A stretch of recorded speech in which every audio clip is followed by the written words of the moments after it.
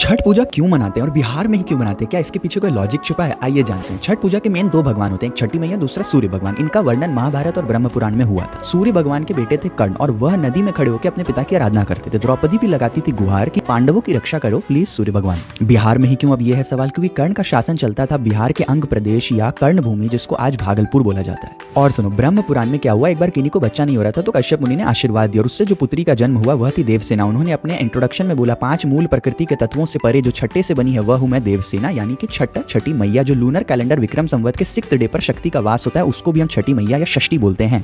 तो युद्ध की देवता कार्तिकेय की पत्नी बनी छठी मैया, जो ब्रह्म की बेटी थी, शिव और स्कंद माता की बहू थी, सूर्य भगवान की बहन थी और कर्ण की बुआ थी। पर क्या छिपा है इस पूजा के क्रिया में? कोई लॉजिक या सार? दिवाली में पेट का हुआ था बुरा हाल, छठ का व्रत करेगा डिटॉक्स का कमाल, सूर्य की किरणों से मिलेगी विटामिन डी, ठेकुआ खजूर में होता है बेसन, उसका प्रोटीन मैग्नीशियम आयरन महिलाओं के स्वास्थ्य के लिए बहुत शानदार। विज्ञान की किताब में पढ़े होंगे 5 एलिमेंट्स पंच महाभूत हम सबको बनाता है। जब हम अर्घ दे रहे होते पांचों हमसे कनेक्टेड होता है, गंगा का वाटर, आकाश का स्पेस, हवा का एयर, ऑक्सीजन, दिया का फायर एलिमेंट और जमीन का अर्थ। 5 एलिमेंट्स मिलाकर जब हम लोग सूर्य पे फोकस करते हैं और 100 से भी ज्यादा लोग एक घाट पे एक समय पे ये काम करते हैं तो हम कलेक्टिव कॉन्शियसनेस, सामुदायिक चेतना को डेवलप करते हैं और हम 5 एलिमेंट्स के परे 6th सेंस या 6th मेटाफिजिकल एलिमेंट स्थूल से सूक्ष्म की तरफ बढ़ते हैं और उसी को सिंबॉलिकली छठी माँ के रूप में हम मानते हैं और उसका आशीर्वाद हमारे जीवन को पवित्र करता है। तो इस वीडियो को ज्यादा से ज्यादा फैलाइए और छठ महापर्व को धूमधाम से मनाइए।